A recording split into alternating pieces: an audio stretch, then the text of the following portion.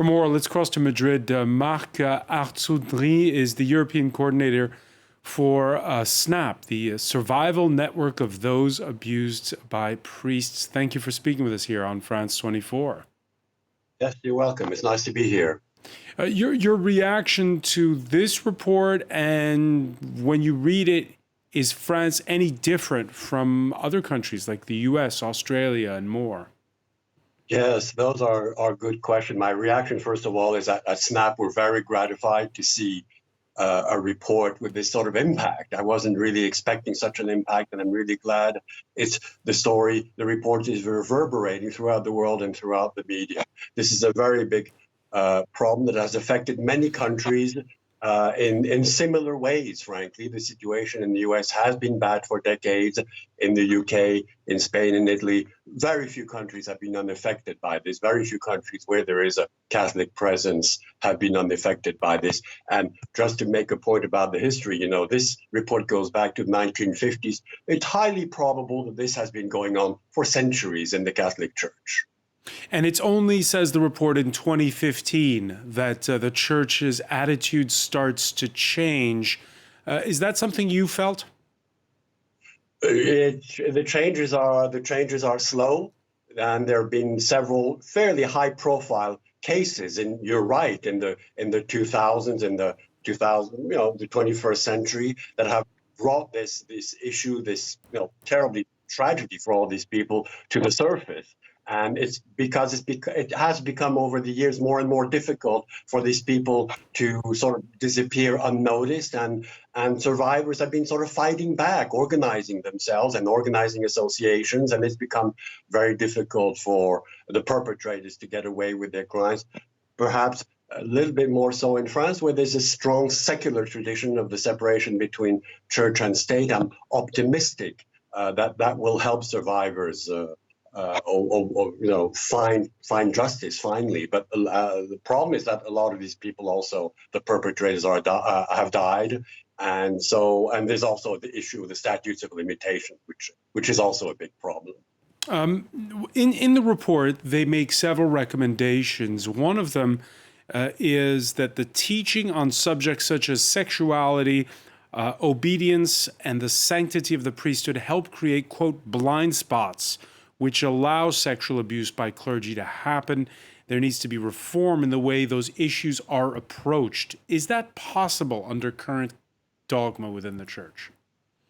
Well, I'm no expert on the canon law and the dogma of the church, but it would be nice to think that priests are, how could I say, better prepared? Well, for one thing, to their life of celibacy.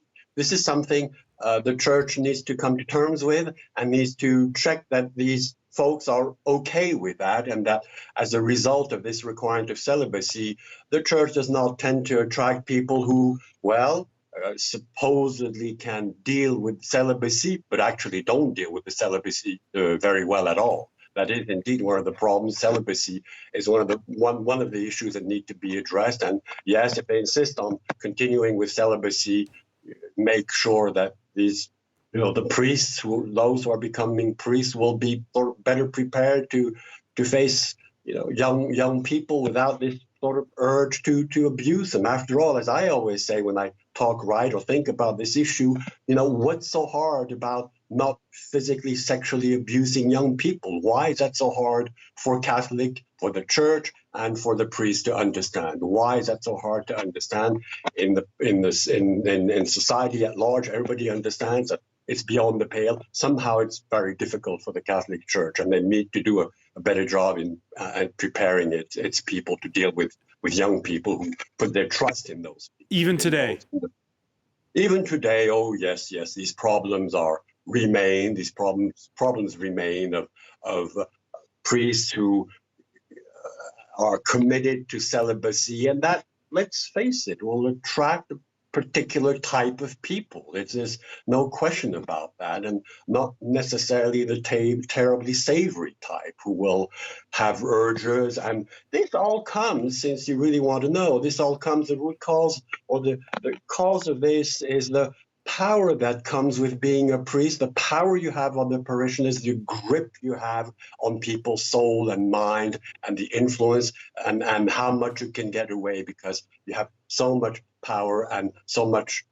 You're in the situation of trust and power, which creates ideal circumstances for this sort of abuse and crime to take place.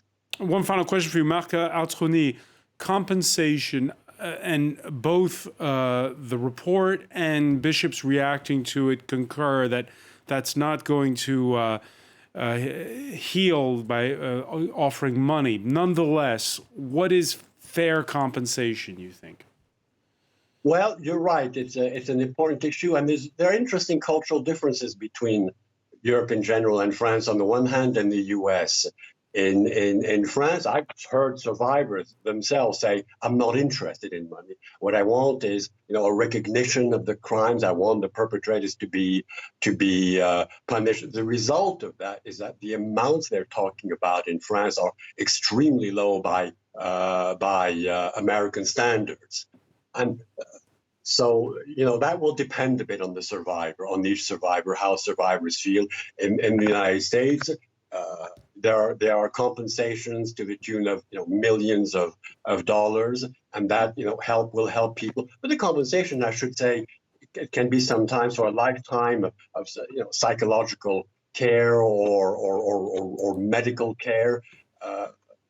Etc. And that requires a lot of funds. So there are cultural differences, and one problem that the Catholic Church is going to have to come to terms with is where this money comes from. I was reading no later than today they're going to, or in the past, sort of calling upon the faithful to maybe contribute to this fund.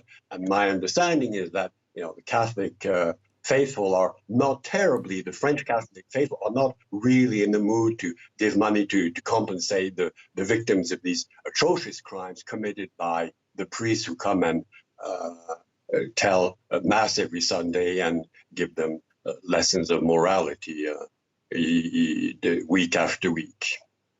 Marc Artzrouni of the Survival Network of Those Abused by Priests, SNAP. Many thanks for speaking with us here on France 24. Yes, thank you. It was a pleasure being here.